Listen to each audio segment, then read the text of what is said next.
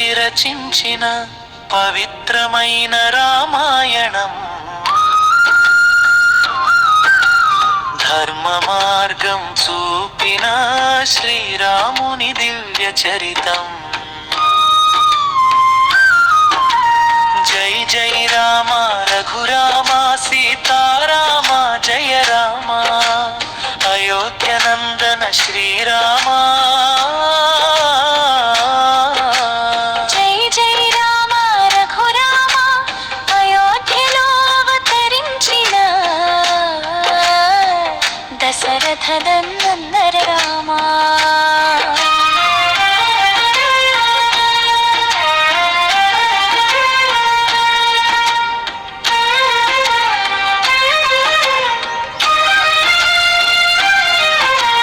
కౌసల్య తల్లి ఆనందం లోకమంతా జయధ్వాన. సంతానం లేని వేళలో దశరథుడు చేసిన యజ్ఞం, పుత్రకామేష్టి ఫలముగా జన్మించిన 4 కుమారులు. కౌసల్యకు జనించిన శ్రీరామచంద్రమూర్తి, కైకేయికి పుట్టిన భరతుడు ధర్మ భక్తి. సుమిత్ర తల్లికి పుట్టిన లక్ష్మణ శత్రుఘ్నులు, సోదర ప్రేమతో పెరిగిన రఘుకుల తేజస్సులు. గౌతమ మహర్షి ఆశ్రమములో శిలగా ఉన్న హల్యమ్మ, రామపాద స్పర్శతో మోక్షమిచ్చిన కరుణ రామ. మిథిలా నగర స్వయంవరంలో శివుని విల్లు విరిచిన రామ, జనకుని సుత సీతమ్మతో మంగళ కళ్యాణ రామ. అయోధ్యలో ఒకరోజు పట్టాభిషేకం సిద్ధమైంది. రామునికి రాజ్యాభిషేకం, ప్రజలందరూ ఆనందించారు. మంత్రమాటలతో మంథర కలకలం రేపగా, కైకేయి కోరిన వరములతో విధి మార్గం మారింది. భరతునికి రాజ్యమివ్వాలి, రాముడు అడవికి వెళ్ళాలి.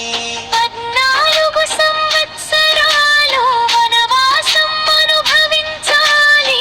తండ్రి మాట గౌరవించి ధర్మాన్ని నిలిపిన రామ, సీత లక్ష్మణులతో కలిసి అడవులకు వెళ్ళిన రామ.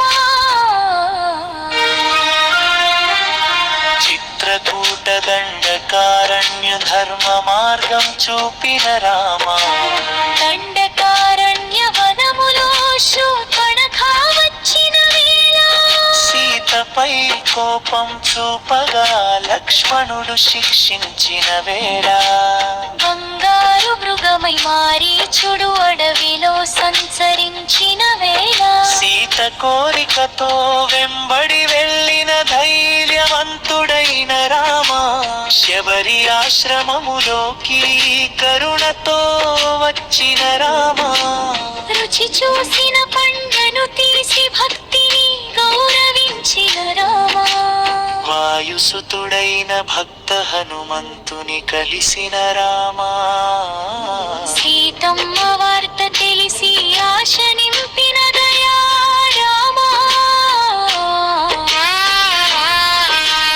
వానరసేనతో కలిసి రామ సేతు నిర్మించిన రామ, లంకలో రావణుని జయించి ధర్మాన్ని నిలిపిన రామ, అయోధ్యకు తిరిగి వచ్చి పట్టాభిషేకం పొందిన రామ, సీత లక్ష్మణులతో కలిసి ధర్మరాజ్యమాలిన రామ.